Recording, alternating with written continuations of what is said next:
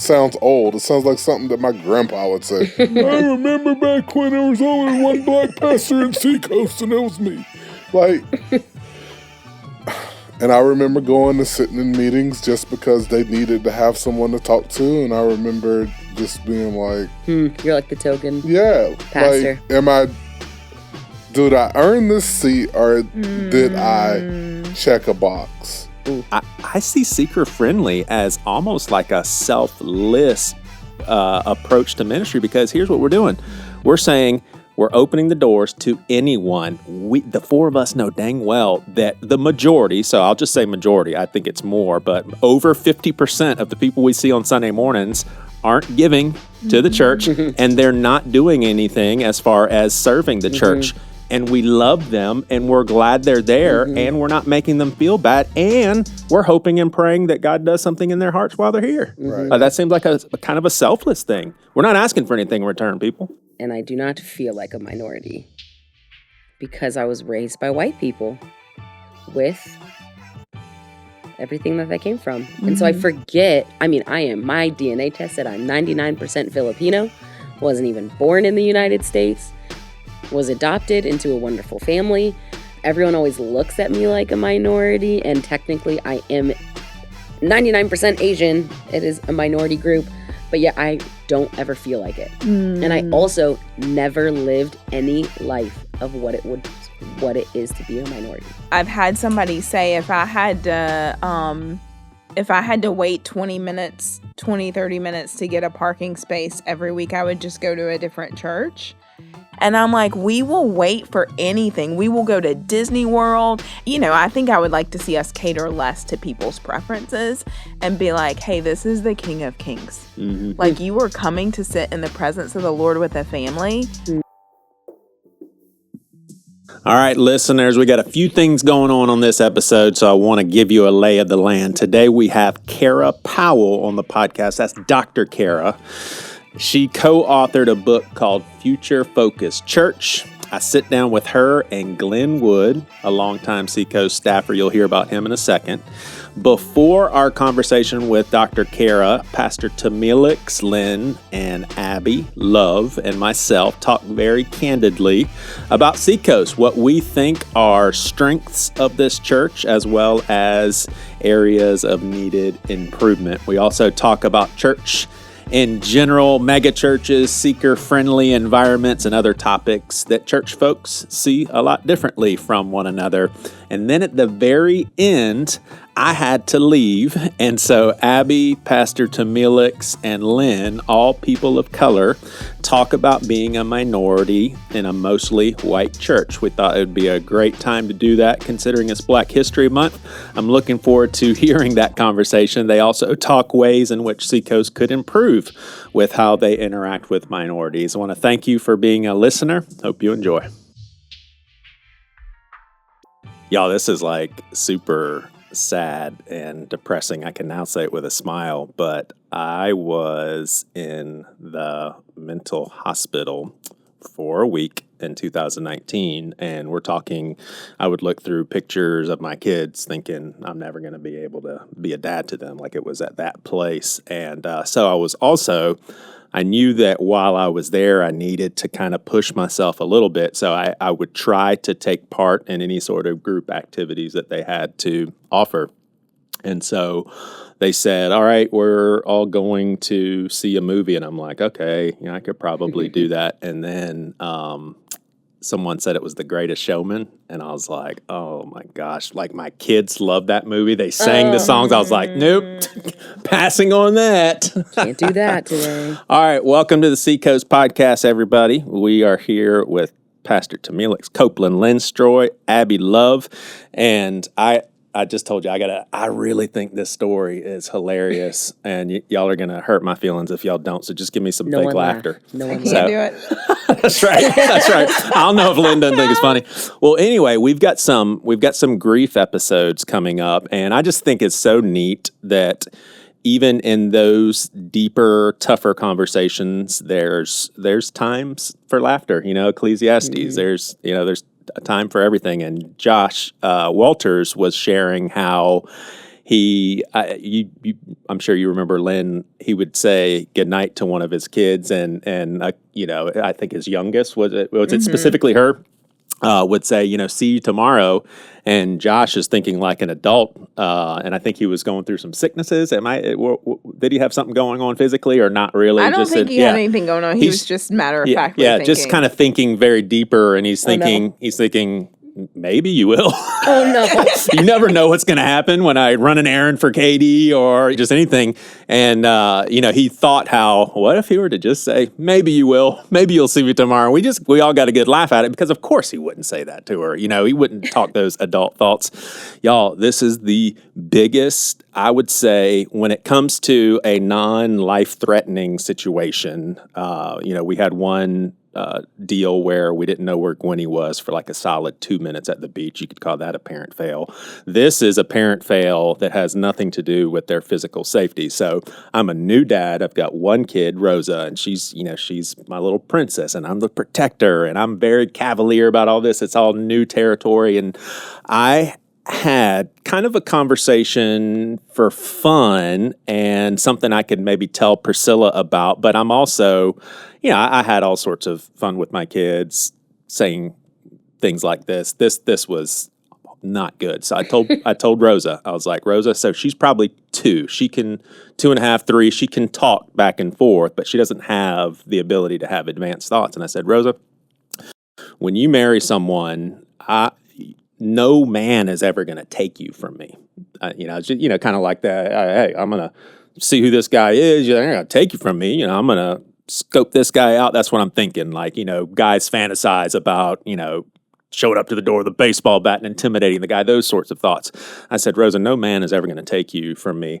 And this sounds even awful just in general, but I said, I will give you to that man. Like it will be a transition to where your father is okay with whoever you meet, and I will give you to that man. She looks at me with eyes of terror, and I can tell the wheels are turning. She's like, I don't want to go with that man. And I was like, whoa, no, you don't understand. And I tried to explain it, and she's like, please don't ever give me to that man. And I was like, no, Rosa, y'all, it didn't matter what I said for about a week. She would go to bed and she would be like, so you're not going to give me to that man? I was like, Rosa, forget that conversation. It never happened. Just forget it. I'm never going to give you away. Isn't that horrible? How old is she now? Oh, now she'll be 19 in the summer. So she's forgiven me. Joey. Like, why were you talking to a 2-year-old? I don't know, because I was dumb. Anyway, we have Dr. Kara Powell coming on. She wrote a book called Future Focused Church, Leading Through Change, Engaging the Next Generation, and Building a More Diverse Tomorrow. I do have an editorial note that I actually said in this talk. I said, we have a very divided church. And I wanted to say that I was talking about capital C Worldwide Church, not Seacoast specifically. And so Glenn Wood and I sat down with her. If you don't know who Glenn Wood is, he's likely been a Seacoast longer than you. And if you're on staff, he's likely been on staff way longer than you. So with Dr. Kara's book as the context, we told her about Seacoast and asked her to ask us some questions, critique where needed. So before we go to that talk with Kara, the 4 of us are going to be talking about Seacoast as well. And I told you guys that I ran this through our lead pastors because I wanted you guys to feel at liberty to talk openly about maybe one strength of Seacoast Church. And we're not talking HR, staff stuff. We're talking about our church family, and how we do ministry. And then maybe an area of improvement. And then what I didn't plan originally when I was like, oh, wow, we have Abbi, Lynne, and Tomelex, is kind of a nod to Black History Month. Also, I wanted to ask you 3 as people of color, how is Seacoast doing in how we interact with minorities? Wanted to kind of get your take on that. And then I also had some questions along those lines. But I've got some thoughts that I want to unpack, and when I have some very specific thoughts. I write them down, so I'm going to be really kind of married to this paper because I don't want to botch my thoughts up. But I do want to throw this out to y'all that I thought this was so interesting. She said that the younger generation, and you're very involved at SEU, right? Mm-hmm. So It's you're my job. around these youngsters a lot. What'd you say? Involved, I'm as in I'm paid Involved to do this. at least 40 hours a week with them. 40-hour involvement a week, yeah. They are college students, so plus. So she said something, I was like, oh my gosh, I never thought of that. So we see the younger generation, or I think most people do, a lot of them are de-churched. You know, they don't care about church in general. She said because of the fact that a lot of these young kids haven't been in church, they don't have church hurt. And that is a very significant characteristic of this demographic when it comes to church. Like my generation, we may have stayed away from church because we grew up in environments where we were hurt or a pastor did us wrong. The younger generation, they don't have that because they weren't there. I thought that was super interesting. So there are there's two main things that I want to unpack with you guys. I have, after talking to Dr. and Clinton Wood, I have some thoughts on big church criticism, like people who criticize big churches. And then I have some thoughts on church metrics, things that we measure, and some things I'm just like, I don't know why we measure that. And I have a theory that I want to run by you guys. So, first one is the church size.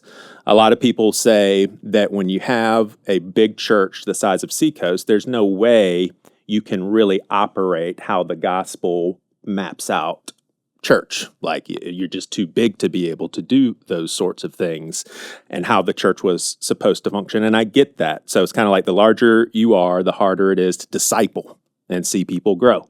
The larger you are, the less meaningful relationships you can have. Maybe accountability within the church is important to some, and man, that's kind of hard to come by when you walk into a church building of 2,000 people. And you guys may disagree, and please tell me if you do, but at Seacoast, so the whole growth thing, well, you can't really grow at a big church. I'm pretty sure, and I've been here for 20 years, if you want to grow, you come to Seacoast, and if you go to the info center and says, hey, I really want to grow in my faith, we have those resources available. Like if somebody wants to grow in their faith, we got it. We got that taken care of. We can point them in the right direction, and we have people who truly care about that sort of thing. Would y'all agree with that? Mm-hmm. Anyone who wants to be a part of, somebody that say it's just so hard to really feel like you're a part. If you want to be a part of the church, you can join a small group.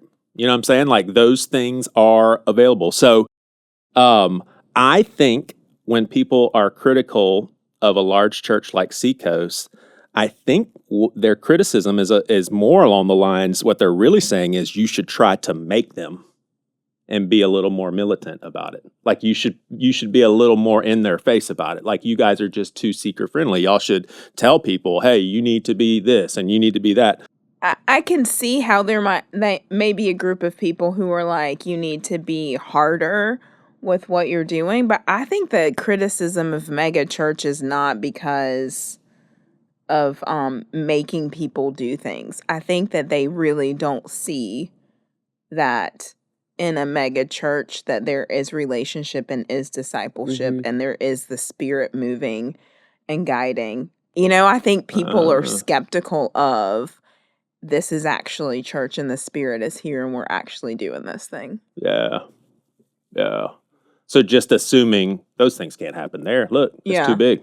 Yeah, because it doesn't make sense. I mean, anything that, especially now, a church that has 1,000 people is an anomaly in our culture. Mm-hmm. And you think like Peter stood up and 3,000 people came to that 3,000 people were in one area, the feeding of 5,000, the feeding of 4,000. And then those people then had to go and be discipled. I think the same struggles of discipling people in mass was true then as it is now. It's, of having the leaders who are investing in individual lives. But the masses were there. They were always there. His church is supposed to grow. And so, I don't know. Yeah. I think... And I, one thing that I've really rested on, because I've gone through a long seasons of being very critical, having a critical heart, and I think I needed to work through a lot of that stuff, but critical to churches, and here's what I have rested on. I'm 47 years old. I've been here for 20 years. This is my only context. I don't have anything to say about any other churches. So I'm not saying anything about any other churches because I can't speak on behalf of other churches. I'm not saying other churches aren't focused on the right thing or that they are. I just know that at Seacoast, if someone wants to get deeper in their faith, we are not going to be lackadaisical about that. We are going to take that serious. And it's stuff that we think about and work on constantly, So I think when I lived in Pennsylvania for a few years, there's like church and a cow everywhere you turn. Like Coburg has their manufacturing company there for milk. Pennsylvania is the snack capital of the world, and that was awesome because I'm a big snack girl. But anyway, so there's just so many churches, and they're all little churches. They're also all churches that have been there forever, and it's beautiful. And the church that we were attending, my husband's family has gone to, his grandparents have gone to forever. Like, everyone knows who the Loves are.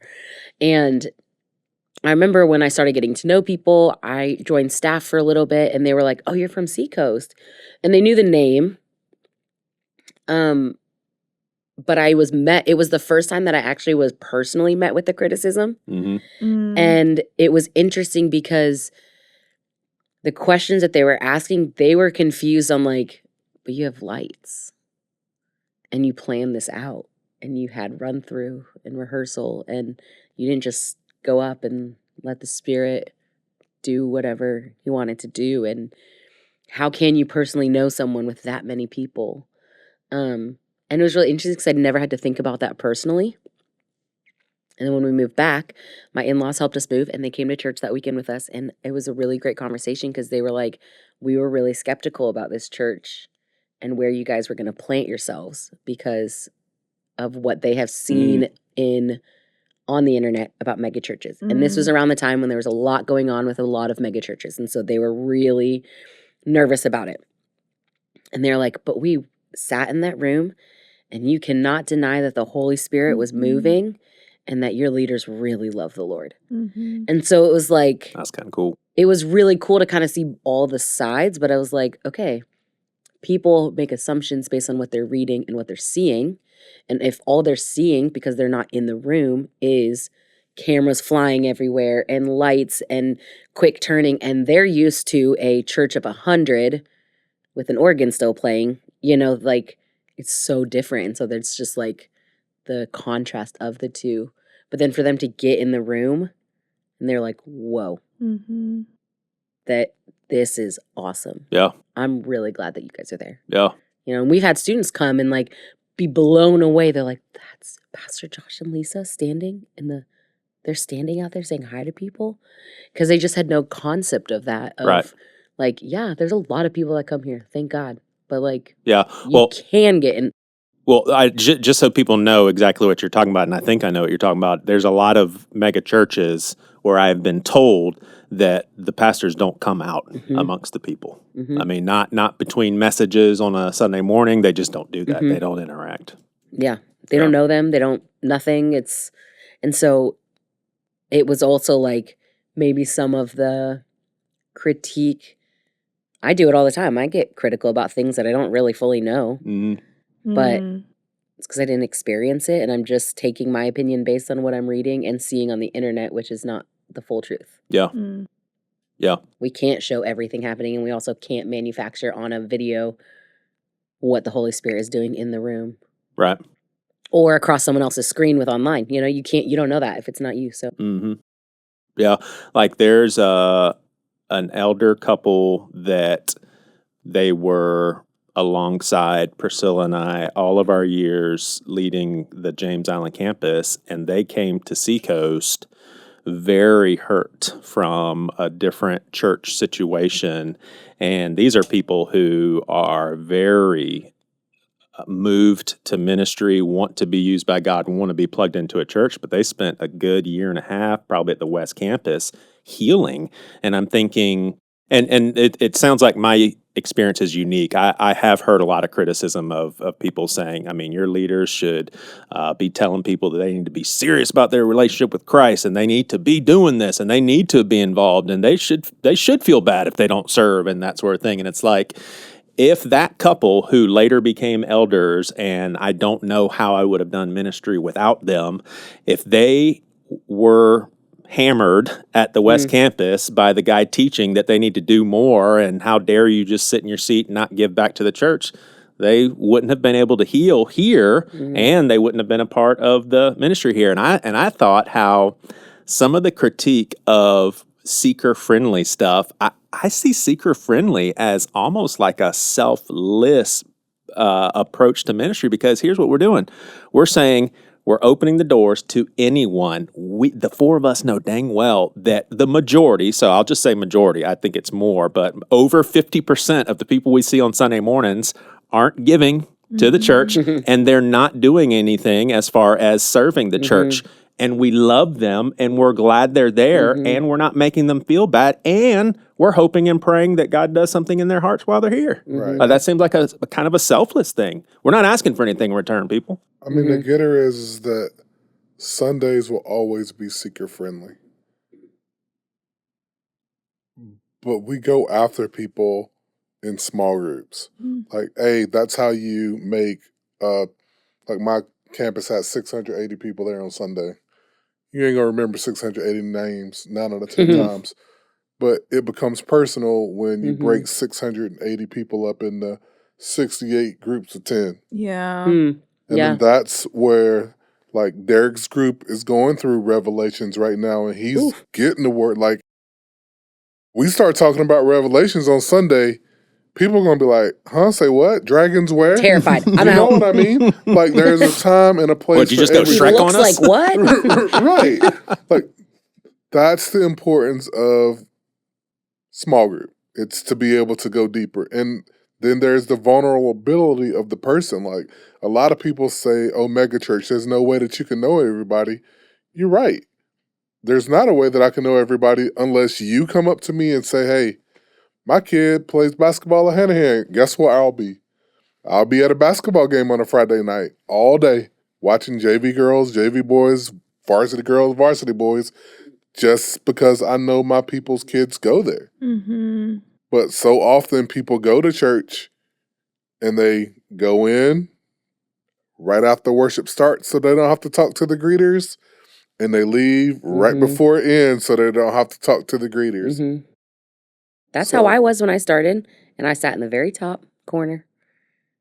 Yeah, it's like the journey of everyone. Like, I was talking to someone the other day, and they were saying, like, I needed God to get firm with me. And it was interesting. So it's like, sometimes we just need God to get in our face and, like, what are you doing? Ooh, that's But God's then job. sometimes, Cha-ching. and then sometimes you're like, no, I actually just really need him to give me a hug. Yeah. If he yelled at me right now, I would crumble and not be able to get up. And so it's like the same idea of church. Like, if we approached every person that walked through the doors in the same way, like, some people have been followers of Jesus for 50 years and they need something, and then someone's literally terrified of being there, and we yell in their face and say, what are you doing? Why are you not giving and serving and attending small group? And they're like, well, I'm never going back there. Right. It's kind of like why we do First Wednesday. Like, I have some very aggressive messages on First Wednesday. Like, the last message of the year is, this is what we're going to do. We are going to be a church that serves. We're going to be a church that gives. And I can tell those people that because the people who are coming to First Wednesday are the people who are already past the I need a hug from Jesus, and they're trying to go deeper. They want that from you. Right. They want it. Yeah, First Wednesday's family night. Right. It's where you can open up and be as deep as you need to be. Right. Right. And I think when we do that on Sunday mornings, we have just reminded people, hey, this is about religion. That's what we're telling people. We really care about what you do and don't do. And that's religion. Now, I definitely think if it's coded in, hey, here are things that we think God wants for you, and we love you regardless, God loves you regardless, but it's our job to teach you what we think God wants for you, totally different story. But when it's like, there's certain things that you guys should be doing, that sounds like a Pharisee, kind of. But all right, one more thing, and then I want to turn the floor to you guys. This will be a little bit of a longer episode, and that's all right.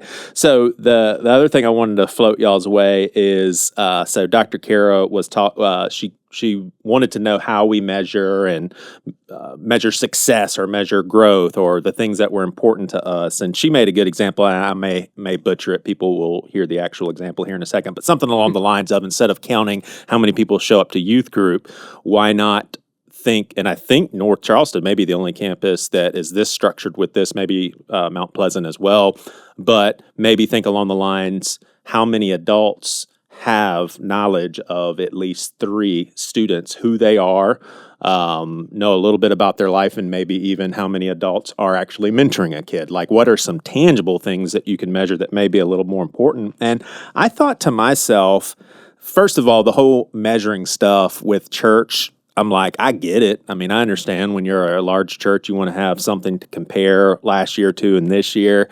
But usually I'm like, I don't really, okay, I get it. There's a certain amount of people at church. That's good. We can celebrate that. It's just not something I think about a whole lot. I think 2 of the most important things that happen in the church are unmeasurable. Is it immeasurable or unmeasurable? I think it's unmeasurable. One is God's kingdom. No idea. Immeasurable. Immeasurable. IMM. Yeah. Immeasurable. One of them. More. One of them is God's kingdom. It's something that we aren't ruling, and it's constantly going out and affecting people. And we're just a tiny part. You can't measure God's kingdom. And then another one is heart change. We can hear stories, but we can't measure heart change, and we won't hear all the stories. So it just seems like, man, with the church, I'm not talking to Seacoast specifically, I'm saying in general, let's do the things God has asked us to do, and then let the fruit take care of itself. But that's me, one person that kind of leans away from caring about all the measurement stuff. I think that there are some, fruit is, we can't know someone's heart, but we are going to see fruit of it. And if we're not seeing fruit, then we're like, there's not, Something's like, wrong. if people are not being baptized, if people are not, I think about sisterhood one night, and Jenna did a salvation call where she asked people to stand up, which isn't, we don't do that very often. And it's bold, you know? I think young adults does that. Stephen does that, where he's like, this is, like, he has them stand to declare their faith. And there was a girl near me. Not very many people stood up, but this girl near me stood up, and we prayed over her. She'd never had anybody pray for her in her entire life. Wow. And so I think that it matters if you say that you're a church, but you don't know if people are being saved. If you don't know if they're professing their faith, if people are not getting baptized. I think some of those things are we seeing what we say we're here for? Because if you don't know that it's happening, then how do you know that you're actually accomplishing the mission? And then some of it is logistical. Like, if you're not counting attendance, how do you know you have enough communion next week to serve? Yeah, that makes sense. And you Very could just practical. you could just buy too much, and then you're not a steward of the finances. He said, know the states of your flocks and your herds. Our people are our flocks and our herds. The tithes that come in are our flocks and our herds. So I think that there is a stewarding of the people and their hearts and their journey and our discipleship, that if we you know that you have 680 people, and you know how that breaks down. If you don't know how many people you have, how many leaders are you raising up? He knows that he needs at least 68 leaders to lead groups of 10 people. You know, so some of that is like, you know, like some of that is built into how we steward the thing that he's given us to steward. But it gets murky when you're like, that's your measurement. You know, when you're like, oh, we had 10,000 people and that's the thing, and that's not the thing. But there's a reason to know that, but it's not because that's the end goal. You know, like we have those adjustments that you can make to make more space for people because it's growing and God's growing it. And so what we can do is, I'm not going to care about the numbers necessarily we hit 10,000, period. But it's like, we hit 10,000. What are we going to do then to hit 2,000, 12,000? You know, like, not because we want 12,000, but like it's growing. Right. That's So bound to happen sometime. We have to be ready to know. We have to know what's going on. I mean, y'all are mostly right. I have some counter arguments, but we don't have time for it. But y'all are mostly right. Did you have anything you want to do before I let you guys loose on giving Seacoast a report card? I mean, I just think that you would measure it by the people, the amount of people serving and the amount of people giving. Like, that's the tangible ways to help build a kingdom. Like, shout out to the people in Irmo. Brian's got a girl who runs Kids Coast, and she's got 200 volunteers. Good night. Whoa. That's an entire church. Yeah. They only got like 400 people going to the church. Oh my goodness. So literally every other person is serving. It's some ridiculous number. That's incredible. It's That's sort of like amazing. 40% of the people in the church are volunteering at Kids Coast. And that shows what's happening. Right. That measurement. Well, She's a high Glenville eye has on like the disc. Yeah, like entire town they are going to their literally they're trying to build the kingdom. Or when people are giving, and some people just give because they were taught to give a long time ago. But when people are earnestly giving, and like I have the ability to go and see what everybody gives. So yeah, it's great to see the people who give the $300,000-$400,000 checks. But when I see somebody giving like $20 or $12, like I know it's a sacrifice. Mm-hmm. Like people are either they're trying to learn how to tithe or they're literally giving their last. And that's how I can see the growth. Yeah. Yeah. All right. What's something that you feel pretty positive about as far as our church, and then something that's maybe more of an area of an improvement that you think we could work on? What we could work on? Well, what we could work on, or however you want to articulate it. However you want to articulate this. Sometimes we go above and beyond on the entertainment side of church. We might have people coming down the aisles with stilts on, or have a live petting zoo for Christmas. Just know that at the campus level, because we are one church, many locations, that if it can't be produced everywhere, you do a disservice to every place that it can't be produced at. Because our people feel slighted because other people are able to experience something that they aren't able to experience. And then you wonder why people who live in our communities go to other churches. It's because they're able to see something and get the same church experience that they can't get at the campus level. Does that make sense? Gosh, that goes into such deeper layers of what we've been talking about, because the skepticism in me is just like, well, why would they bounce to another church because they don't have a petting zoo? But we can't go there. I get it and receive what you said. That makes sense. What would be a positive? To answer your question, because the large majority of us are conditioned to be entertained and not educated. Whoa. And would you say we have to own that partly as a church? We have to own that. We have to make sure that we are putting the education to telling people about Jesus above all else. Now, what was your second question? A positive, something that you... we do a great job of creating a space for everybody.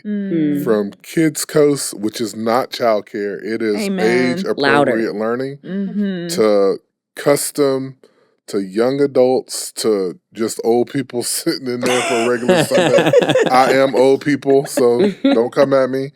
Like, there's a space for everybody, a space for people to come, be with people like them, to get age-appropriate learning, and it's fun. Yeah. Like, it's not the church that most people are used to. It's going after Jesus with a football game mentality is what I tell people. Yeah. Like the same excitement that you see when you're watching Florida play Ohio State, you should be able to get that excited when you're hearing the Word of God. Because at the end of the day, the Word of God is what's going to save you. Yeah. Yeah. Y'all get a kick out of this. So one Sunday morning, I asked my Sunday morning boss, Ryan, if I could volunteer with children's ministry because they were really strapped. And here I am. I've been here for 20 years now. I've been out of the children's ministry world for a long time, including my own kids. But I think is there a girl named Morgan who, So she was super sweet about this, but I said like the exact opposite of everything children's ministry is trying to teach and get the vision across. I literally said, and it was like, I was being serious. I said, because it was a really young age group, they were still in diapers, and I said, so what do you need me to do? I mean, we're basically babysitting, right? And she was like, no, Joey. we are not babysitting. We are not babysitting. No, you know what? My kid comes I out of the literally nursery said, with "I'm a just sticker babysitting," saying right? he was prayed over. And I'm like, yes, he was. Yeah. I was like, yeah, my bad. Foot in my mouth. All right, your turn. Something that I think we could work on is, and this is the struggle of a large church, I miss the rawness of worship. I think we have the most incredible production people ever. I think what they do, every time I see something that I'm like, they could never top that, and then they top it. And I'm like, what in the world? Why are they here? Like, they love the Lord and they want to serve in the local church, and they could be anywhere with their gifts. But I think that with how tight everything is, and speaking specifically from Mount Pleasant, because we broadcast from here and that's where I attend, everything is so on the second, and it doesn't allow the space for the authenticity. I shouldn't say authenticity because they're not being fake. It doesn't allow the space to go wherever. So I'll use a very extreme word and we'll temper it, but it's almost you're thinking if we took what you're saying to its furthest degree, it would be robotic. Is that a good word? Like yeah, it's it's like robotic? the plug and play of you follow the system, you follow the schedule. And that's and I honestly think this is a huge reason why young adults is exploding. They have an outline and we sometimes go with it and sometimes don't. And sometimes they end at 8 and sometimes a worship night ends at 9:15 and they do strip down worship. Sometimes the lights aren't on the stage. Like, it's very regimented. Yeah, and they just go with it, and it's really cool. And, the heart of grace who leads that worship is bringing back purity of worship, and it's just so beautiful because you see that. And so when I'm seeing that, and I'm like, whoa, they've gone in 2 years from 12 to 250. Like, there's something there that people are hungry for, that rawness. Whereas we don't get to see that on a Sunday. That's why I love First Wednesdays, because they're kind of rogue. They're like, it's just us. We have nothing after this, no time, and obviously we can steward people's times well, we can do things, but I miss that. Yeah. And this isn't any pushback. It's furthering the thought. I wonder if the more open-handed, fluid approach is more appealing to a younger demographic. Like, I wonder if we were just to say, you know what, we're just going to open the door up and just kind of, be a little more fluid with how we do our services, not going to worry about the parking lots or anything like that. I wonder if an older demographic would not like it as much, and what that means if they didn't, Right. All right. Well, and that's the issue. There's so much to talk about all this stuff. I want that, and I wish we could do that. I'm like, can you imagine if 9:30 went late? Right. SOS. Yeah. So, like, it's hard. I don't know. There's no answer to that, because you have to. In some ways, you have to be. Right. But all right. Flip side. What's something that brings your heart joy to be a part of this church? This is such a healing house. Personally, and then I'm getting to see it just happen all over. And I walked in here very confused and very hurt 10 years ago, and just to have leaders like Pastor Josh and Lisa who want it not just for their staff but for their people, and to have their staff want it. And I just think it's just so cool. I'm like, the fact that you can be open and vulnerable in your brokenness, but that you can find the healing because there's people here who care.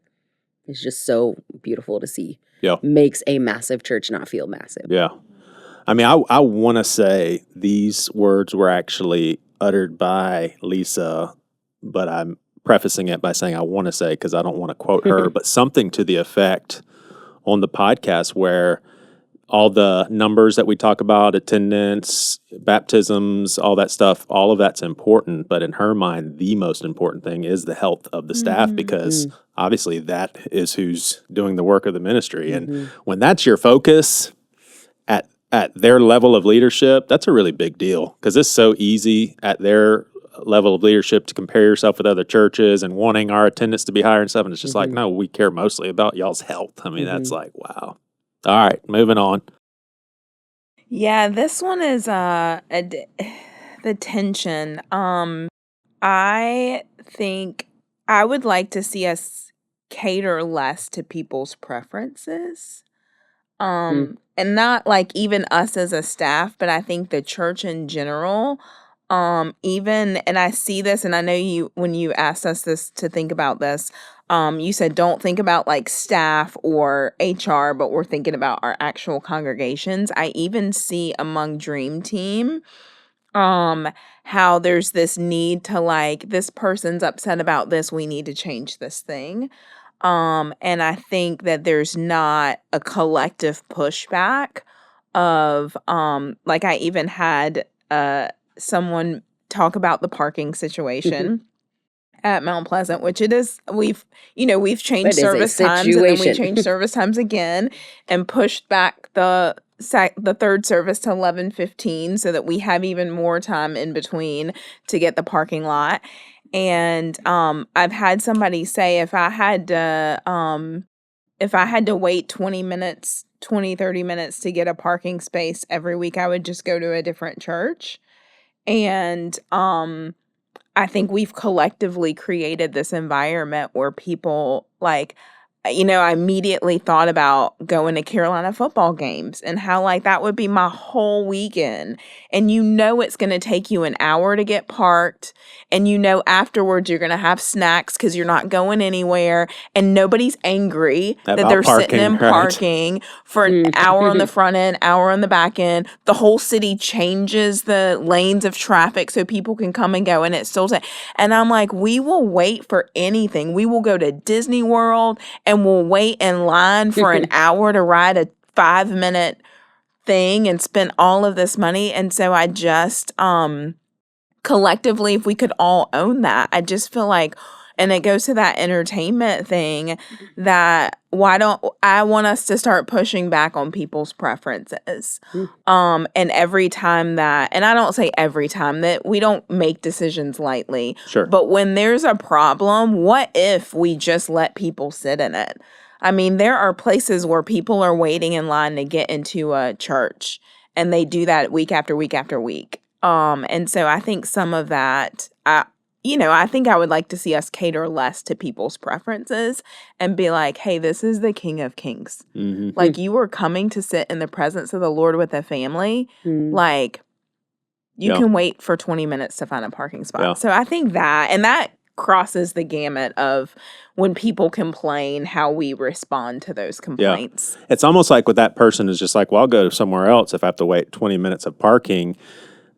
Maybe a response I have in my head is, hey, I love you, but if that's how you feel, I don't say this in a mean way, but go find that other church, because there'll be now an open seat for somebody who's just like, I really want to be here because I feel like the Spirit is moving and my life's being changed because of this place. Like there'll be more room for those sort of people. And it's such a tension, because even then I was just like, well, thank you for sharing that. Right. And that was a moment I could have like discipled in that moment. But I'm like, what do you do? Because you're like, that there are people in the congregation who are at a different place in their faith.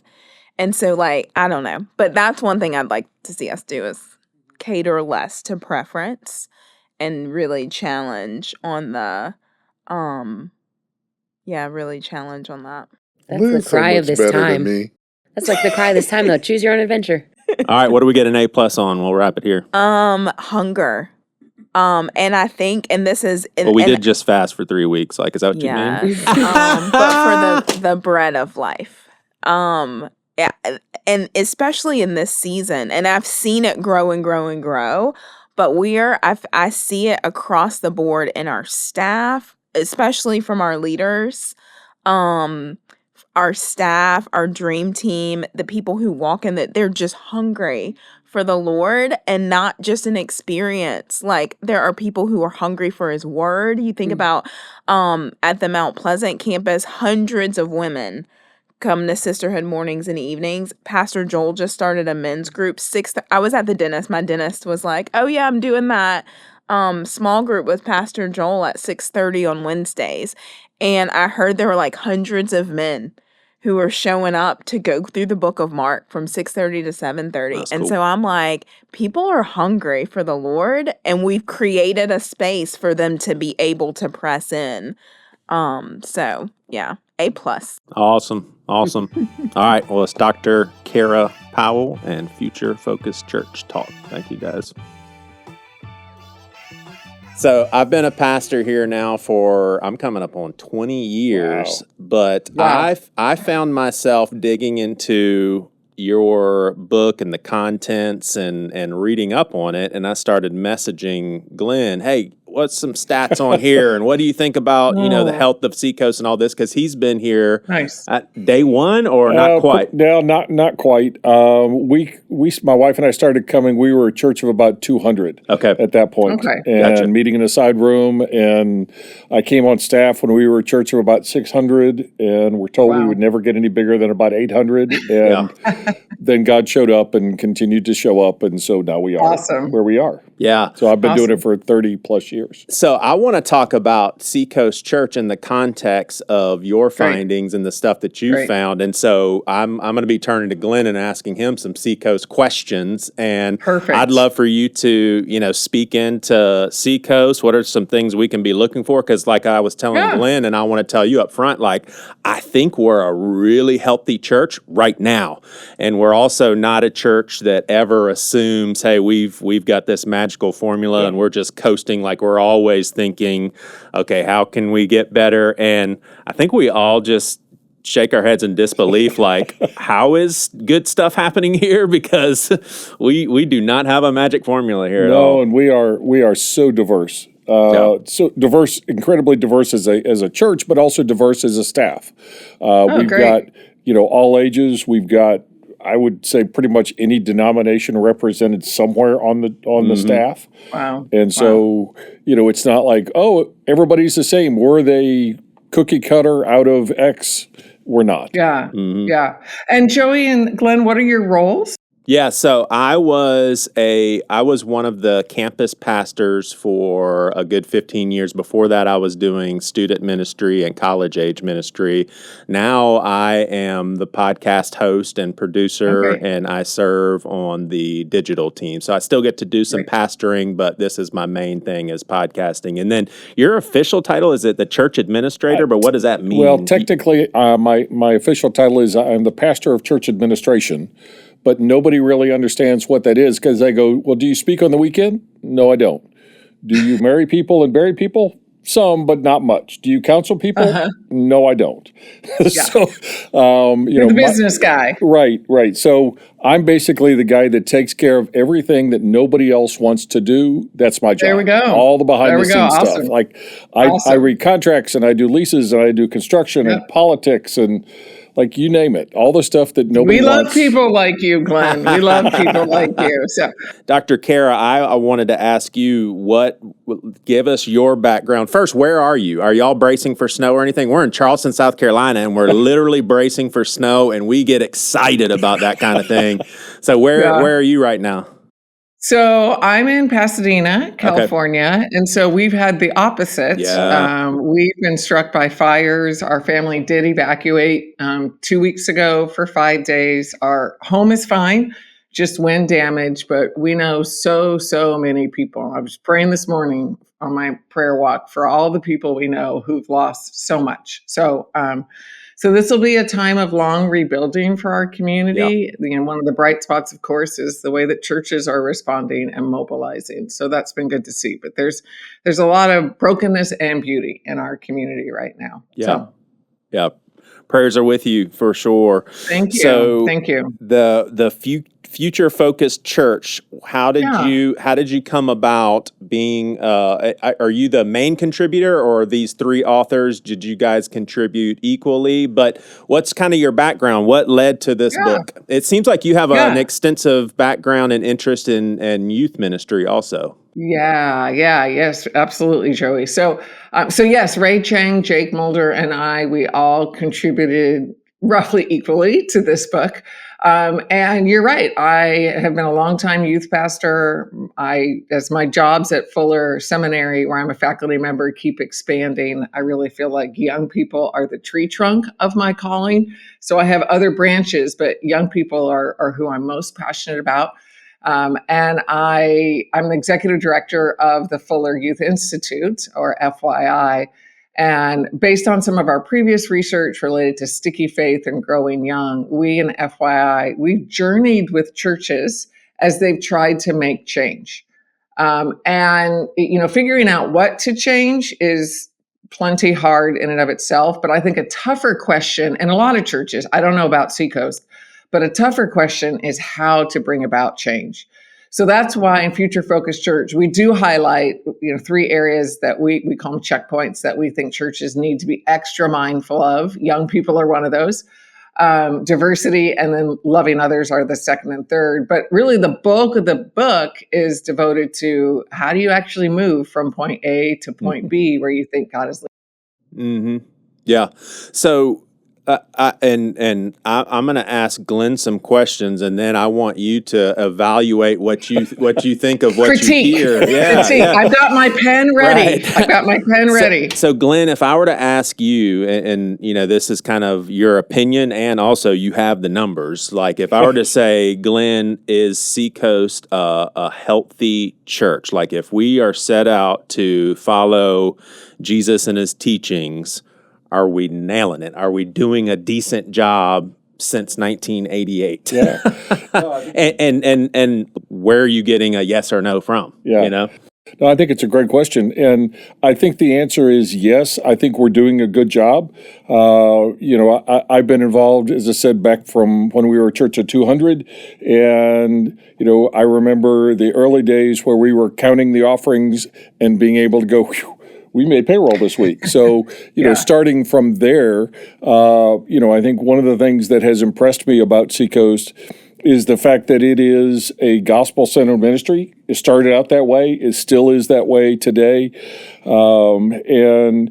It's just when I first came to Seacoast, I came and somebody said, hey, come take a look at this church. It's a little different. It does things a little different. It's non-denominational, so just see what you think. And, I was impressed just, especially the early days when Greg would say basically, God loves you just the way you are, but he also loves you enough to not let you stay there, and trying to help us be better people, to better engage the community. And again, back in the early days, the community was very small. We were a church of 200. Now we're a church of whatever number you want to pick, 15, 18, 20,000 people on a weekend. And I think we still are focused on the same thing. We're focused on the local church. We're focused on the local communities. We're focused on helping those that come through our doors, love on them in whatever state they are, and help and encourage them and continue to do that. You can look at this and kind of decide, like, how do you want to define success? I mean, success is a lot of different ways, but I think what I can say is the mission of the church is the same today as it was 30 years ago, but at the same time, it's also changed, because how we ministered to the community 30 years ago as a church of 200 and how we minister to the communities today, where we have 14 campuses and thousands that come, it's different. It's had to change, but the center, the core mission is still the same. Yeah. Can I ask a follow-up to that, Joey? Oh, gosh, yes. If that's okay. All right, great. So, I would say from what I've heard of Seacoast, your church does seem like it's thriving and healthy and aligned with kingdom values and who Jesus is and what Jesus invites us to. I think one question, if I had more time to spend with you all, I think it'd be intriguing to look at, you mentioned how the mission hasn't changed. Now you're in 14 communities. How do the demographics in the communities where you have sites, how do those match the demographics of your church? Because that to me is a really interesting question to look at. How well are we really loving our neighbor? How do we compare to the ethnicity of our communities? How do we compare to the age ranges of our community? So it'd be fun to tease at that and see how you all align, or maybe areas where there's just a little bit askew that'd be fun to talk about. Yeah, no, I think that's great. Size-wise, we are incredibly diverse. Our smallest campus is in a little fishing community that has maybe 400 people in it. But in that community, we have, on an average weekend, 100 to 120 people that show up in our doors all the time. That's awesome. So you look at that, that's really cool. And they go from there all the way to our largest one, which is our Mount Pleasant campus, where, again, I think over especially the last 5 years, maybe 10 years, we have become a more diverse and starting to look more along the lines of the communities we're in. So again, I think some of that is, we're trying to be a little bit more intentional in some of those, and just also trying to welcome anybody and everybody. Like, we think everybody ought to go to church. We just also think they all don't need to come to ours. Because number one, we don't have enough seats, but our worship style is different. Like, again, my 90-year-old mother, love her to death. She wants a very liturgical service. That's not Seacoast. She wants to sing the same hymns on the third Sunday of this month, and she knows what they are. That's not Seacoast. And so we think everybody ought to go to church. They just don't need to come to ours. That's great. Hey, so word on the street is that churches are dwindling, pastors are frustrated, pastors are quitting. What do you say as far as when someone says, the church is dying, people just aren't going to church, the younger generation's not going to church? Like, how do you receive that information? Can I give a two-part answer? Oh, gosh, you can give a five-part answer. We're eating this up. This is fun. Because the first part answer, and we talk about this in Future Focus Church, is there is some, I'll just say, demoralizing data about churches shrinking, congregations aging, and pastors, as you said, being demoralized and wanting to quit. And it's interesting, the Harvard Business Review had an analysis of burnout. And a lot of times burnout is because we're working too hard, et cetera. But a lot of times burnout is because we aren't seeing results. And when it comes to pastors' frustrations today, I think that's part of it, is we're not seeing the fruit that we would want. So yes, there's plenty of data that could point in the downward trend. But here's the second part of the answer. And that is, we're seeing there are bright spots. There are bright spots. Churches like yours are a bright spot, that are vibrant, that are thriving, that are loving their neighbors well. And I'm an optimist about this next generation, because we're starting to see with Gen Z and Gen Alpha, if you look at what's happening on college campuses, especially, there's a new openness to Jesus. Some of Barna Group's research highlights really clearly, young people globally, not just in the U.S., young people globally, they're really positive about Jesus. And Jesus specifically, not the spiritual in general, not spirituality in general, Jesus specifically? Well, both. Yeah. Both. So yes, kind of a broadly, yes, want mindfulness, spirituality in general, yes. But Jesus specifically, young people in and out, inside and outside of Christian churches are positive toward Jesus. What they're negative toward, and I'll go to U.S. data here, is they're negative about institutions in general and churches specifically. So we see these bright spots of young people's openness. This generation, I would say, they don't have as much church hurt as some older do, because they haven't been in the church. They're more blank slate. And open to Jesus. They're blank slate and open to Jesus. So this gives us all sorts of opportunities The problem is when I say that young people don't trust the church, our hypocrisy, our moral failures, and our unkindness, we've earned that lack of trust.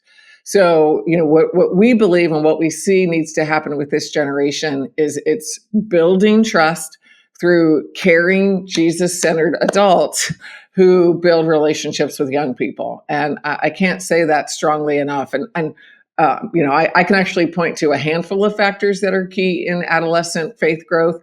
But the number one is that there are trusted Jesus-centered adults who are journeying with them. And when that happens, there's even more bright spots. Yeah. Yeah. When it comes to the younger generation and these kiddos with fresh slates and no church hurt, there's a lot of talk of the, future focused church having step-by-step practical insight. Like just give me a snapshot of what are some of the practical steps in engaging a younger generation that doesn't trust church. And like you said, for good reason. Yeah. Well, we believe, Jake, Ray, and I, who wrote Future Focused Church, we believe any change you want to make, we talk about in the book, moving from here to there. Any change you want to make, moving from here to there, it begins with listening. One of my colleagues at Fuller, Scott Cormode, the first day of his lectures, and I think every class he teaches on leadership, he writes on the whiteboard, leadership begins with listening. Leadership begins with listening. So when you asked about young people specifically, like my first invitation to all of us would be spend time with a young person. It can be your grandkid, it can be your niece and nephew, it can be a neighbor, it can be somebody you know from church. Spend time with a young person, build trust with them, find out what's important to them. What are they anxious about? What are they dreaming about? Start there. And then we can think about, okay, how can our church best maybe offer programs, offer structure for young people? But I can't tell you how many churches come to us at the Fuller Youth Institute and they say, okay, we have launched this ministry for young adults. We are going to launch this new thing for teenagers. And when we stop and say, okay, wait, what young people have you actually talked to about that? Crickets, because they really haven't. And so that's our first step. And anybody can do this. Doesn't have to be a pastor, doesn't have to be a small group leader. Any follower of Jesus can have a better conversation with a young person. And I think one of the things, kind of along those same lines that a lot of churches have struggled with, and I think part of the reason that denominational churches are tending to have more of a decline in engagement and in numbers and in growth is they go, well, this is how we've done it. Youth ministry is done this way, or children's ministry is done this way, or grief ministry, whatever it is like it's a 3-step, 4-step, whatever it is, and they're not starting, as you're talking about, they're not starting from the listening side. They're going, okay, step 1 is this, and on week 2, we're going to do this. And I think that's been one of the challenges. I think one of the things that I have liked and watched kind of more from the seat that I sit in, or more on the behind the scenes, is that Seacoast is not afraid to make changes in ministry. And, whether that's starting a ministry, whether that's changing a ministry, whether that's shifting a focus of it, moving it from a paid staff position to a volunteer position, I think one of the things that we look at is what's the impact of that, and impact, has to be measured. So you've got to try and figure out how are you going to measure that impact. And sometimes we've got to look at it and go, that one's just not working. Okay, so let's retool it. Let's, as you're talking about, let's start by listening and figuring out what do the youth, the children, whatever, what do they like, but what do we need to change? And I think that's one of the things that Seacoast has been open about is let's look at different ways and how can we make it better. Just because we did it that way last year doesn't mean we need to do it that same way this year. Yeah. When you say you try to monitor impact, I'm curious, how do you do that? What kind of metrics are you looking for? Because I think this is a fascinating question for churches today. How do we know, when and how God's working? Yeah. How do you measure that, Glenn?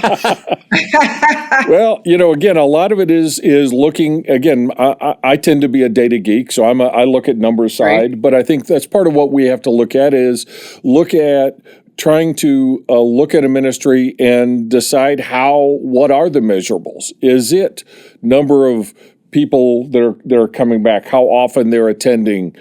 Is it once a month? Is it twice a month? Is it 4 times a month? How often are they giving? Giving patterns have changed over the years, and so that has changed some of this.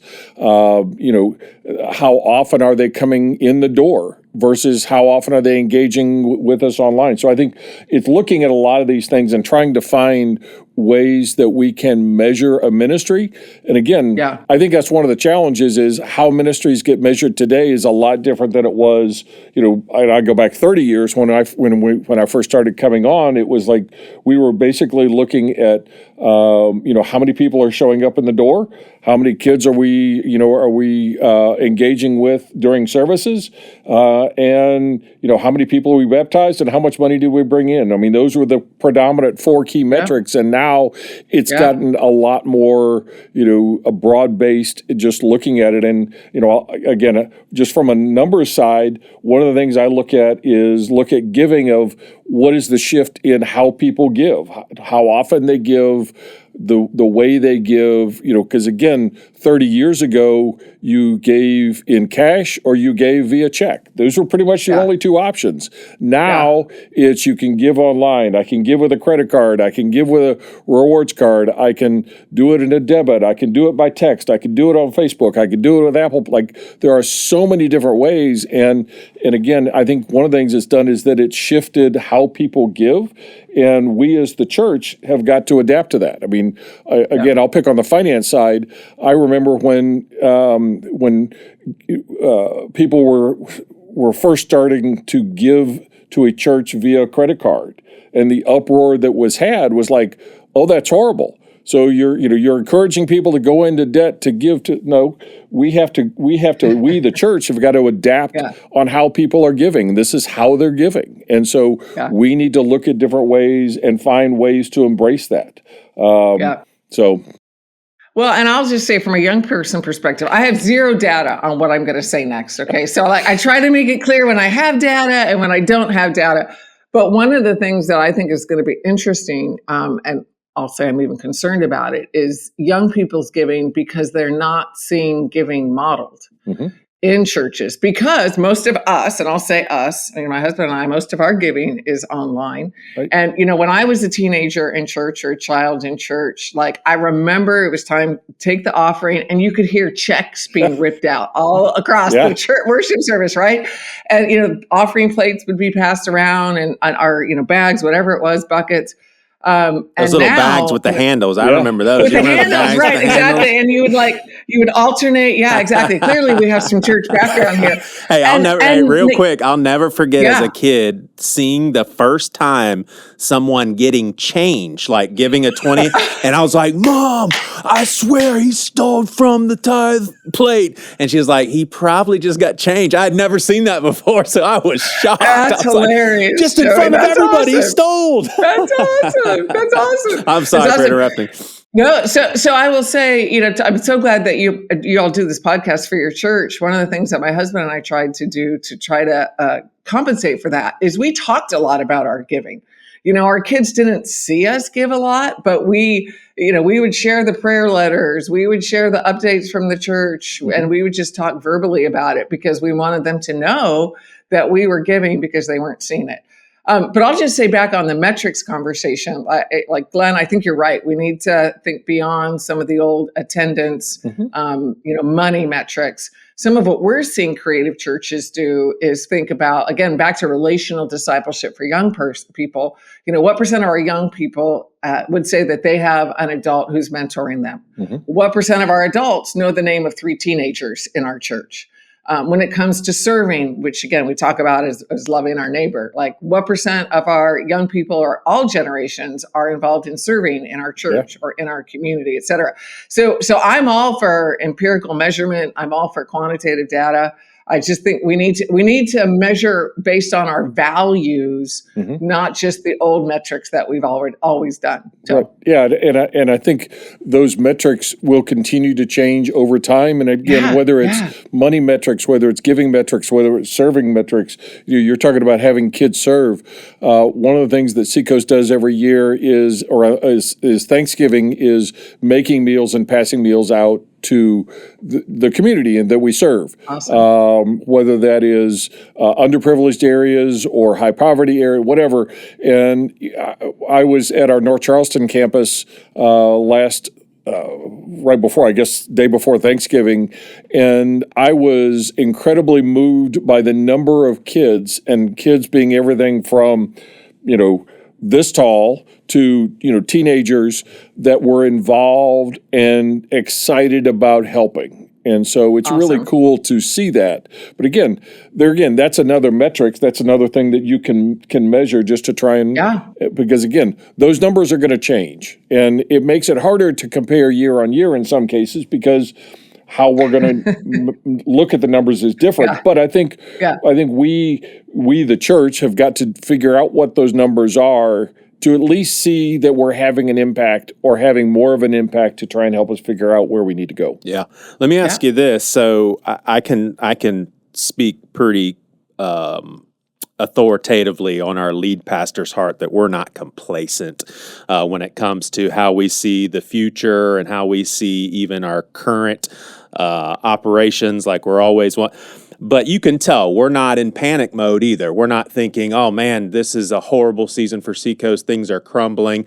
What sort of admonitions would you give us as far as like, hey, here are some things for a church like you that you may not be thinking about. Here's some things in the future you may not be seeing. Like, what would be some things that you would warn us about, and tie your book into it? Yeah. Joey, I'm glad you asked, because as we were talking early in the conversation about Seacoast, a church came to mind that we worked with, that we describe in our book, that had a hard time actually making change because of their success. So it initially started with a vision to serve the community and a priority on young people. Those were the two key elements of the DNA. The church thrived, multi-site, et cetera. Well, the young people ended up feeling actually that they were not that much of a priority for the church, because the church had aged out, basically. That those people who were passionate about young people, like everybody had gotten older. And so it just lost its cutting edge for the next generation. And so our success, it can be our biggest challenge. Our strengths become our weaknesses. And so I would think, for a vibrant church like you all, how can you make sure that you're really aligning what you do with what you say are your priorities? This church that I was just describing, they would have said young people were their priority, but the young people didn't feel that way. The budget didn't reflect that. The church's staffing didn't reflect that. Visibility didn't reflect that. So, I'd invite you to ask the hard question: what are our top 3 or even 5 priorities? And how are we actually making those things priorities in reality, not just in rhetoric? So that would be one fascinating conversation for churches that are successful and effective like you all are. Yeah. Now, with Future Focused Church, how would you guys address, does the content of the book apply to any size congregation, any demographic? Glenn probably doesn't remember a conversation we had a really long time ago, so I'll let him correct anything I said. But I thought one time you said that you could foresee large churches like us continuing on, house churches that are smaller and have more fluidity and autonomy will probably continue on, but a lot of the mid-sized churches are having a hard time in this current climate. Are you seeing similar things in that assessment? I've heard that. Yeah. I've heard that. I've got to say, again, I don't know that I have data but to support that, but I certainly have heard that the small church intimacy is still really appealing to folks. the larger church momentum and, kind of being part of something large is appealing to folks. But it's just true generally in our culture, a lot of the medium-sized things are struggling. So yes, I have heard that. I connect with a lot of executive pastors and administrators across the country, and even in some denominations, you're seeing some smaller denominations. Like you have a church, here that's got 50 or 75 people, and another one that's 3 blocks down that's a denomination that's got 55 or 75 people, and the denominations in this case are saying, okay, let's pull these together and let's create one. Church, one church, we're going to give up one building or whatever, and we're going to merge these two together to try and add some synergy, to add some life back into this. And some of it's from, aging. You're talking about aging out. You're talking about, congregations, especially in denominations. They are getting older. I mean, we as a church are also getting older. But again, I think you're seeing some of this with some of the denominations on a more of I'll just say a district level or whatever level hierarchy the denominations have, are looking to try and combine some of these to try and keep them from dying. Yeah. Christian colleges are doing the same. Yeah. I mean, I think it's just a trend across sectors is how do we have a synergistic merger, really, that helps us be even more effective in our mission and maybe alleviate some financial pressure. Yeah, I think that's absolutely happening. Joey, when you asked the question about, our book and what we can pay attention to, we actually have a whole chapter on maintaining disciplined attention. Because when we spend time with churches who have a vision for change, whatever it might be, and maybe even have listened to young people, like I said, that's such a key first step that a lot of churches do. Listen to young people, have a compelling vision. The problem is that vision gets overshadowed by the day-to-day, week-to-week needs of running ministries. And so in our book, we talk about how do you really keep your eye on the ball of how you hope God works and the kind of change you want to bring. So let's say, Glenn, you just mentioned that Seacoast is aging a bit, which again happens very commonly. So let's imagine that Seacoast said, gosh, we want to keep our eye on this. And so we want to make sure that we counter this, that we have countermeasures for this. So, we would recommend that there be an actual team of people that is focused on this, that is meeting about every 3 weeks, identifying clear, ultimate goals and whatever kind of goal structure you use, whether it's OKRs, rally cry, whatever it might be, ultimate goals and steps to get there. And what's been interesting, and this is probably all the more true in larger churches, is when a church wants to make sure that they're paying attention to young people, that team that's focused on that can't just be the student ministry team, the youth pastor, the college pastor, the children's pastor, because so often, and again, especially in larger churches, for young people to become a priority, that has huge ramifications for whoever's planning your worship services, for whoever's planning your outreach, et cetera. So once a church listens, how do we make sure that we have the right cluster of people, diverse in age, church background, role across the church, that's prioritizing this with, again, clear metrics and a plan that's broken down into month by month. So I mean, given the sophistication of your church, I'm guessing you all do things like that when you're trying to bring about change. But that idea of we've got to stay focused on this and not let the day-to-day, everyday pressures swamp this vision for change. Yeah. Would you say there's a particular type of church or a season of a church that this book is best suited for? Or would you say, no, it's just universally applicable to, any church? If it's church, should read it. Yeah. You've got some lightweight endorsements, Christine Caine and Andy Stanley. Haven't heard of those guys. Speak very highly of it. Andy says everybody should read it. So what's been exciting about the research we've done over the years with the 1,000 churches we've walked through in this process is they have been an incredible diversity. Glenn, you mentioned we've worked with denominations and non-denominational churches, church plants, very established 100-year-old churches, pretty homogeneous white churches, or maybe homogeneous Asian churches, as well as very multicultural churches. And so far, honestly, the principles have applied across the board. Now, they look a little different in each culture, but so far, these principles emerged from spending time with all those churches. And as churches have now been applying them more broadly, they seem salient. They seem to hold up. Cool. Well, I've got just a few more just questions that I was just like, looking at your background, I'm just curious what your thoughts are on certain things. And so, here we go. Yeah, just some random questions. But you have anything you wanted to? No, I think again, I love looking at information and finding the nuggets and trying to just delve into it, because again, I think one of the ways that we're going to all get better, and however you want to define better, is we have to understand where we came from and we have to know where we're going. Again, if you're gonna drive from Charleston to New York, you've got to have a roadmap. Like, we got to figure out, I'm not going to route that to California. Nothing against California, but that's not really a particularly direct route. So we've got to have a path. We've got to create a map. And so we've got to constantly check the map and make sure that that we are staying on the path. So, yeah. Brilliant.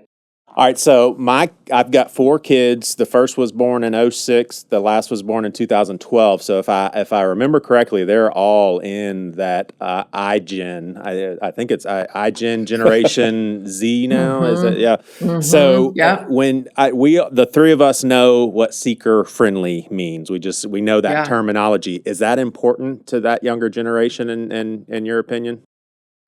So I'm no expert on, I'll just say, worship, but my gut reaction is we're seeing a little bit of the opposite, that young people really want explicit experiences with the supernatural. So they're hungry for it doesn't have to look like the rest of their life. They want church to feel and be different. It's interesting. I was at a Young Life camp, Young Life, which primarily focuses on reaching unchurched kids. I was at a Young Life camp, and I went to the camp store, and they have the T-shirts, they have the visors, they have the water bottles, the hoodies, etc. And then they had 5 books that they were encouraging teenagers to buy. And again, teenagers more from an unchurched background. 4 of the books were about spiritual formation and spiritual practices. So what we're seeing with this generation is they want to worship God blatantly. Now, it doesn't have to be old-fashioned. Please don't hear that. And so we talked about some of that. But this generation wants explicit encounters with God that feel different than the rest of their life. Mm-hmm. Yeah, I love the fact that our lead pastor, who's a little bit younger than me, I'm 47, he was sharing to the congregation how his oldest son was kind of asking some pushback-oriented questions on, why the production dad? This younger generation. Yeah. And I love that conversation is open. All right. This is a deep, heavy one to end on, but are you guys hopeful that Christians who are divided politically, so we've got a church divided right now, could actually come together as the church, prioritize God's kingdom, and start focusing on ministry of the gospel and serving our fellow man? Like, I'll be quite honest with you. I am somewhat pessimistic when it comes to just the unity, only because it just keeps getting worse and worse and worse. And when you hear one extreme and the other extreme, both extremes don't like the other extreme and think they're bad people.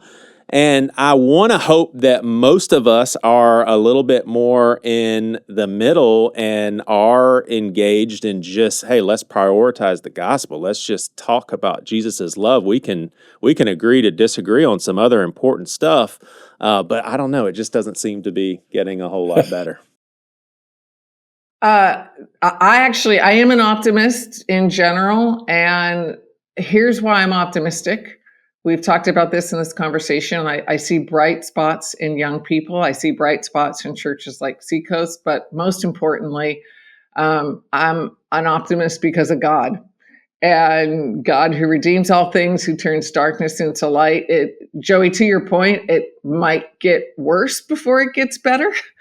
But I'm an optimist because I see God who reconciles all things. And that's why, the opening sentence faith. to our in other church, words, I need some faith. Yeah, I love Jesus. I don't know about you, Joey, but I love Jesus. Read your Bible, have a little faith. No, I mean, I'm married to a realist, so I get it. But, we open our book by saying the best days of the church are ahead. And I do believe that. And I believe the best days of Seacoast are ahead. And the best days of my church are ahead because of what I believe about a redeeming God. I was going to say one of the things is that I think we've got to start focusing or focus more on where we agree than where we just disagree. I think we've got to, again, one of the things I like about Seacoast is we have a number of non-negotiables, but it's a relatively small number. And then everything else is up for discussion. But I think we've got to start from where we find some commonality and work from there. Because a lot of times the discussions are, you're Democrat, I'm Republican, so whatever you say is right, I'm going to say is wrong, or it doesn't matter, political party, whatever it is. But a lot of times we start from the, hey, I'm right and you're wrong because that's how I see it. And we've got to find a way to find some commonality and let's talk about where we agree. And then let's work from there, so again, I think that's my own take. Yeah, and it seems like love is a good starting point it's with a good where we place can to agree start. and what that looks like.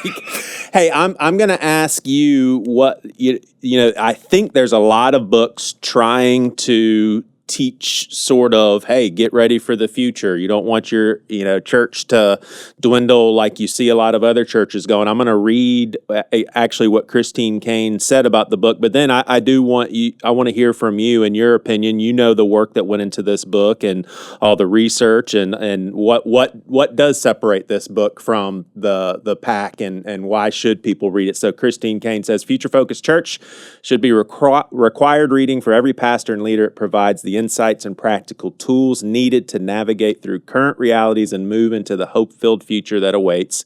We have a generation to reach and a mandate to fulfill. This book shows us how.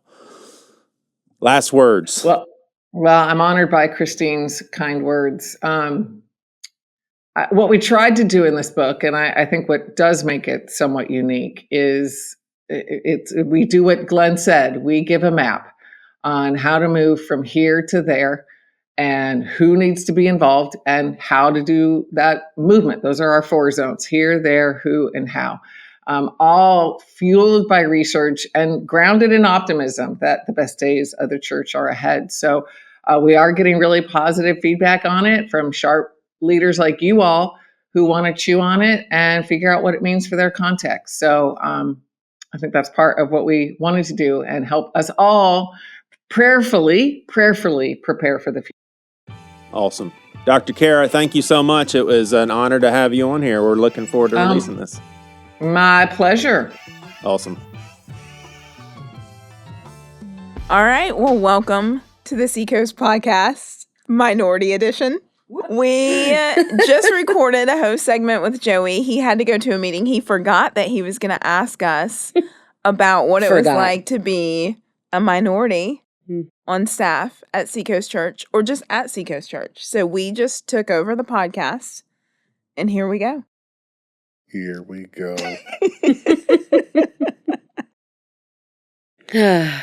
So let's start with Abbi, because you have, and maybe even tee up your church story, if you'd be willing to do that, because you came from a different, we don't have to say names. We're not going to say names, but you came from a different church background. So it'd be interesting to see what that was like, and then coming over to Seacoast, and then coming over in your younger years. You're a teen. Were you a teen when you came? We came for a year. We moved here in 2004, and our pastor in Colorado had told us, oh, my friend started a church there that's very similar to this. I think you guys really like it. You should check out Seacoast. So we checked out Seacoast, came for about a year, and then started going to school somewhere else and switched churches that fit better with what my parents were looking for. Mm-hmm. And that's where I grew up, which was very different. Southern Baptist. Very different. Joey asked about this. He's like, I'm going to talk about minorities. And I was like, classic. Lynne's on the podcast. He's going to talk about minorities. Just saying. And then I had this crisis in my head because I am a minority and I do not feel like a minority because I was raised by white people with everything that came from. Mm-hmm. And so I forget, my DNA test said I'm 99% Filipino, wasn't even born in the United States, was adopted into a wonderful family, and but I was 14 months when I was adopted. So it's even like people, like I remember going back to the Philippines and they're like, wow, you're so tall. I'm like, I was just raised on American nutrition. I'm actually not tall. I'm very short. I'm 5'2". But I was raised on American nutrition in a middle to upper class white family. So I'm like, I really actually struggle with this because, and I was like, wow, I didn't realize I need to process through this. Pastor Michael. He's my big hug every month, I just need to go in and cry.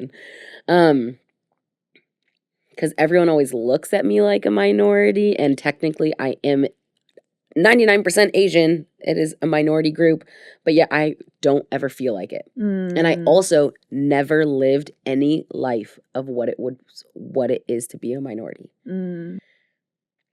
I had all the same white privilege as anyone else because of my parents. And they also, they did a really great, well, we've talked about it, we've worked through this, I can say this, but they tried really hard to make sure that we didn't feel different.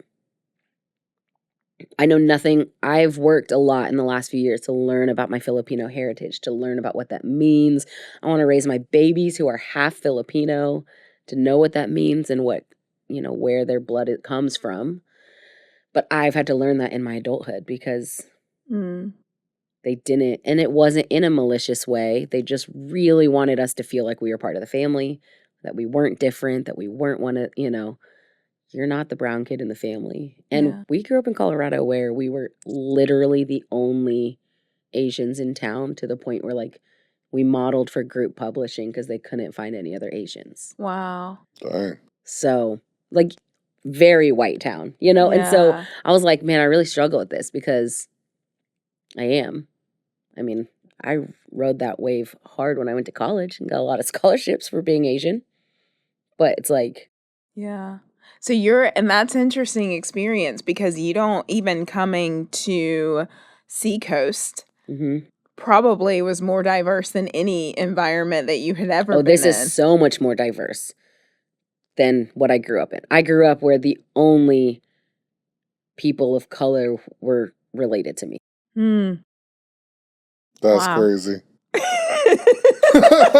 Right. And I'm like, I'd never realized it. Because then I went from Colorado to then that setting as a church here.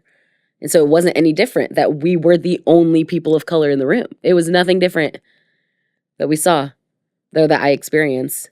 But, people look at, and then, it's to the point where sometimes I forget, where are you from? Oh, I grew up in Colorado. And they give you a look. And you're like, ain't no Asians in Colorado. Is that where you were born? Or like, where are you really from? Which I've gotten that question a lot. Where are you really from? And I forget. I'm like, oh yeah, the Philippines. Because I'm not Asian. Yeah. But I am. So how do you honor that part of the 99%? That's really interesting even to think about the need, whether there is a need or not to address minority. Because you grew up where it wasn't something that was discussed and there wasn't a need to. So even now in your adult life, you're kind of processing, what does this mean for my kids to know where they came from? What does it mean for me to know what culture I came from? But you probably wouldn't have even had these conversations, or even the conversation of diversity in church is not even something that would be a topic on the radar for you. No, never. Because I'm like, I don't identify with that. I'm not feeling the strife of being an Asian American. I'm not, I didn't have, growing up, I never had any issues with it, never got made fun of, I never, nothing. But yet, I don't want to, dishonor the struggles of Asian Americans because I've heard stories, I've seen it, it's real. I'm like, can I identify with that because I've never lived that? I think I need to identify with that, but I am not white. So it's ooh, I don't know. And that's the struggle that I've gone down the last few days since Joey asked us to think about it. The last few days. Thanks, Joy. You're calling it's always been a thing where I'm like, I remember in high school because they were like, people used to say you're friends with everyone. I'm like, that's because I don't fit in with anyone. Because I am friends with everyone because I don't know what I am. I do know what I am. I'm 99%. Yeah. What's the one? French. Oui, oui. It's interesting. Salut. I live into that 1% too. I love it. Oh, that's why I love food. That's why I love baking. That's why I love bacon. 1%. Tea. Not that. My experience is not that. That's what I'm saying. I was like, I gotta talk about this with them and my crisis. Yeah. This is gonna be good. I think we're gonna have 3 wildly different perspectives. Yeah. So I went New Pilgrim Baptist Church. Shout out, Campobello, South Carolina. And everybody looked like me.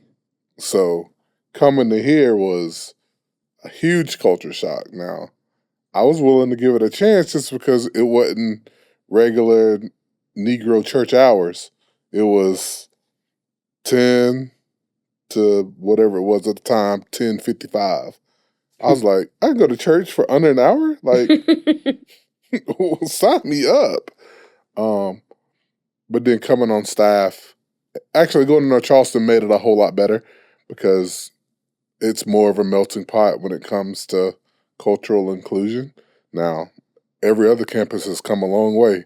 I came to Mount Pleasant the other day, and I was like, who are all these brown people? Yeah. I was all kind of thrown off. I was like, everybody must be lost. But, how'd they get here? Mount Pleasant. But it's all of the campuses have come a long way, but obviously our campus, because of where it's located and just communities around it dictate there'll be more cultural inclusion. But coming on staff, I remember being the only pastor on staff that was brown, which sounds old. It sounds like something that my grandpa would say. I remember back when there was only one black pastor in Seacoast, and it was me. And I remember going to sitting in meetings just because they needed to have someone to talk to, and I remember just being like, you're like the token pastor. Did I earn this seat or did I check a box? Ooh. And that was always a conversation I have with Sam. How long? And it's interesting because there are lots of real people out there, but Joan and Sam are kind of the realest people that you're going to meet. He wouldn't do something to check a box. Right. And so that you always are going to know where you stand with them. But how long did you wrestle with that of am I here because I would have been chosen anyway, or am I here to check? And we've never had, and just we're going to go ahead and do this disclaimer for anybody who might check out now. Seacoast does not have a DEI policy for hiring. No. So that's not, we are not saying that any of our leaders did that, but that is a tension that a lot of times we wrestle with when we're in environments. How long have you wrestled with that? When did you settle it, or have you settled it? No. I did. I settled it in 3 months, but it had nothing to do with anybody here. I was actually with my mentor, and I was like, "This is how I feel," and he just looked me in the eye. He was like, "Well, does it matter?" And I was like, "Yeah." He was like, "No. The fact that you're in the seat matters. The fact that you have the opportunity to influence the thought process on how people see us matters. I have the opportunity to influence or the opportunity to prove that people like us can do a job matters. But how I got here don't matter. That's good. So once I got over it don't matter which one happened. And I mean, I had lots of conversations with Sam, and Sam was always like, nah, man, like, you were the person for the job, blah, blah, blah, blah, blah. It made it a whole lot easier. Yeah. That's good. Yeah. I served at I grew up in a, kind of like 60-40 church. 60% white, 40%, maybe 30% minority, Black primarily, which is a really, looking back, it was very odd to grow up in a church that was integrated in that way. But that doesn't mean that there were people, like, the races were together, but that doesn't mean that everybody had a seat at the table, or there weren't. I remember even when I was younger, there was some people ahead of me. They were in the youth group, graduated, Black and white, male, female, and they got married and they were disfellowshipped for the interracial marriage. And like so that, you remember that? I remember that has happened that recently. And so I was young when that you happened. You said disfellowship, so you were Jehovah's Witness? I was not a Jehovah's Witness. Okay. This would be a whole nother podcast episode if we talked through Lynne's Christian church background. Okay. But they were put out of the church. So there were those racial dynamics existed within our church, even though we would look at this church and it would be one of the few, if any, churches that had Black and whites worshiping together. So I've always grown up in a worship environment where I did not grow up in a Black church. I grew up and it was predominantly white, the church was, but I've always grown up in this environment. My parents went to that church when they were kids. That's how their families met. So it wasn't strange for me to come to Seacoast because that was just the way I grew up. But I was at the Irmo campus serving long before I came on staff. And I was serving in children's ministry. I came on staff as the children's director. So there was never a question, I think, throughout the roles that I've sat in over the past 12 and a half years, there's never been a question of, am I here because? I think my tension has been not in staff, but with congregation. And I felt like that when I moved because Irmo is a smaller campus, I was saved there. And so it's just a different story when you come into a church. I grew up in the church, but I didn't know the Lord. So I was saved at the Irmo campus, serving there. That's my church family, my church community, end up coming on staff there. Then I moved down to the Mount Pleasant campus, where people don't know me except the staff. And some of my interactions with non-staff, with congregation, I kind of felt that bump of, that thing that sits under the surface where you're like, are you treating me like this because you don't know me and you treat everyone like this? Or are you treating me like this because I'm Black? And so that wrestling, and eventually I got to the point where I just didn't care because then I found my people and it became home. And then once something feels like home, you're like, I don't care what's going on around me. But it is interesting to even when I came to the Mount Pleasant campus, I moved down here in 2015. It's a very different landscape of diversity than now than it was then. Like wildly different. Yeah. So it is interesting to just see how things have changed. And yeah, I've had multiple people, like Asians, like that I've just met in conversation, and we like actually see each other on a regular basis, and they're always like, Asians unite. And I'm like, the fact that like there's so little, that they're like, oh, let's be friends, let's connect, stay together, I'm like, and I forget. Yeah. I'm like, oh yeah, that's me. Oh yeah, that's me. That's amazing. Well, and I see that across the board. I even think when our translation team started at the Mount Pleasant campus, one of the dream team that started that team, he is Brazilian. And I remember the first time that he did the welcome and close at the service, he came up to me later and he's like, Lynne, there are so many Brazilians here. I didn't know were here. But when he got up and spoke in Portuguese, all of these people immediately came up to him, and it created this like community, like there's a connection. So like even an Asian walking through the breezeway seeing you. And I think it was the same early on. I can tell you, and I see all the faces and names of like, I knew all the Black people that were at Mount Pleasant. Now I don't know them all, or I'll see people come in, but it's still the same thing. You see someone come in and I'll make sure that I'm looking their direction when they get past me. And it's always that eye contact, that head nod, because it is, you just don't, it's probably not like it is on a Sunday morning at North Charleston. No. But what's sad is I know what you're talking about, because I remember coming here and saying, hey, Brian Lewis. Hey, Josh Hall. Hey, Keith Gaines. Yahira Gaines. Hey, Lynn. All right, that's it. Like, I remember. I just, Back in the day. Yeah, back in the day. But, I mean, that was 12 years ago. So what do you see as the conversation that not just Seacoast, but the church needs to have, if it needs to have a conversation? Does the church need to be having these conversations about what it's like to be a minority in the church?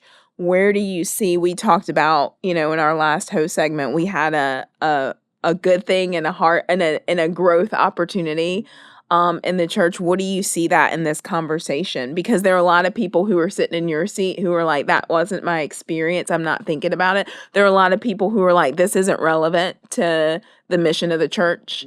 There are a lot of different perspectives. So what would you say is one thing that, is this a conversation we need to have? What does that conversation need to look like? What are the growth opportunities, and where are you like so proud of the church? It's definitely a conversation that needs to be had. And I think the conversation just continually needs to be representation matters.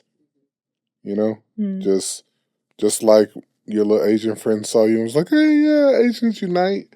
Like, what would happen if that person came to church for the first time and they saw an Asian person on the stage?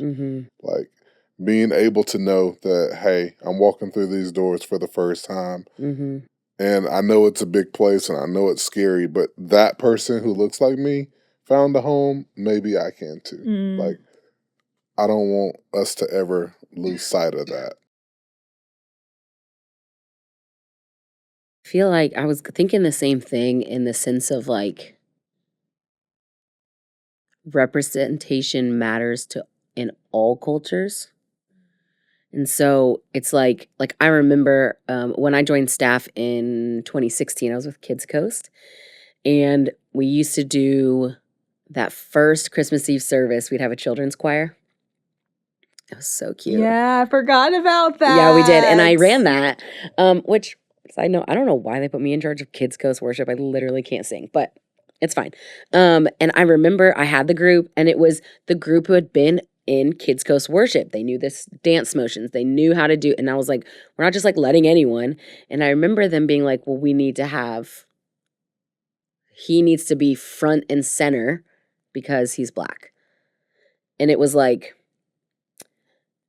okay, but he's not on the leadership team. She's Chinese and she is. Like, she does actually lead in a room. He is on the worship team, but doesn't necessarily lead. You know what I mean? Like, and it was like this was a long time ago. And it was like that's the only thing that I ever feel of like, I see the tension of, now I'm not saying there's no way that you can have, I'm sure we have so many cultures that we have no idea people are attending here. But how do you have representation that is like, it's not just everyone whose color is one? Because we're different. We just proved that. And our three experiences are very different. Yeah. But yet, if we would all fall under the umbrella POC, which we are, but, so like, how can you have the representation of not just, oh, we have our person of color, but like, you don't have we have a very large Brazilian population. Do we have other Asian Americans that feel like they're trying to find a home and they don't identify with an Asian American, with an Asian church, but they don't. So it's like, how can we have that representation and conversation around the fact that like, we actually do see and value whichever culture you come from as a person of color, instead of just the minority population of the minority. Yeah. The majority population of the minorities. You know what I mean? Like, yeah. Because they assume, I'm like, I have no idea. My experience is completely different than yours. But they would see if you're on sale, like, it's fine. Lynne hosted. Yeah. So all women of color are covered. Like, you know, like, and like, I'm not saying that that's how that's not their thought process, but like that idea of like, there's more. Yeah. And that's why I think the conversation needs to be had. Yeah. And there's always that struggle between, I never want to be token.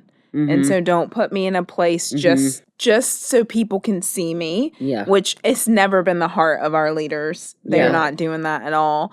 But to your point, it's like how do we create this environment that is spirit-led, where we have a spirit of hospitality, where people just feel they walk in and they feel at home, that this can be their place. And we're not on the lookout for who can they see to make them feel like they can be at home. But then there's some practicals, because I even think about in the early church how the Greek widows weren't getting fed. You know, they weren't part of the feeding program, and the disciples go to Peter and they're like, the Greek widows aren't being treated like the Jewish widows. And what was his response? He was like, appoint some Greek men of noble, he says appoint men of noble character, and who they appoint are Greek men to make sure that are working with the other men that are making sure that the Greek widows are treated like the Jewish widows. And so that is like, I mean, that seems like DEI to me. There is no DEI now, Lynne. God. But they had to be people that have been walking with us. He like laid it out. They have to like have a good reputation among the people. And so it's like they weren't, hey, are there any Greek men? Right. You'll do. Right. And so that is that's always the tension and the rub of what does it look like for this to be spirit-led, because it is all tribes, tongues, and nations. I do not think we are where we need to be, but I do think that I have seen since 2016, there has been a shift. Yeah. I mean, I remember the first time that I saw you hosting, and I was like pumped that it just wasn't the same person or just someone on a teaching team, like just the 6 people on the teaching team. And then I'm like, yeah, you let that girl preach. Like, I think, so I've seen the stride since 2016 when I joined, started attending. But I would love to just see more. Yeah. I would love it not to be he's, it's a different host. Like, I would love it to be more natural, more normal, not a big deal, or just promoting a specific thing, or, because that's what it feels like. I don't want to be surprised if Pablo goes up. It is just, it's just a matter normal. Of like, that's Pablo. He's coming over to host. You know what I mean? Like, I don't want that to be like, oh, yay. Yeah. So that's what I would like to. I think that is in genders, race, and all the things. Yeah. People, faces. I think that would be my, what I'm proud of us for, and also the growth opportunity, because being on the inside and having been Josh Walter's assistant all of those years and seeing, there has never been a, let's just pluck someone out and put them up so that they can be a representation. And so I even feel like, opportunities that I've been given to host, any opportunity I've been given to carry the message on a Sunday wasn't a race message or a single message or a woman message. Wow, yeah. It was, so by the time you and I sat down on a Sunday during the COVID with Pastor Josh, when we did that, you were already campus pastor. Were you campus pastor at that point? You were assistant campus pastor. Yeah. But he was having a conversation, and he even said during that, we don't want to just pull somebody in from the outside, because our people know T and Lynne. We are in the house. We're doing, it's like, it wasn't where we weren't in those positions because we were Black. And so now we get to have a conversation about something that's going on, and you're just asking somebody in the family. And so I think that's something that I've loved and I've seen with our leadership. I've seen more stuff behind the scenes in relationships, and the desire to learn and grow. And not just like, let's just find somebody and put them in a position. And so I think some of those have come out of that, but I do, I don't even know what a next step is, but I do see, I have this desire in my heart that we just don't even like look like our community. Like, I've always thought that from the beginning, just because the community is this percentage, I think our church needs to look different than our church needs to defy the percentages. Like, of course, to say like your campus is more diverse because of where it sits in the community and people live around that area and they're coming.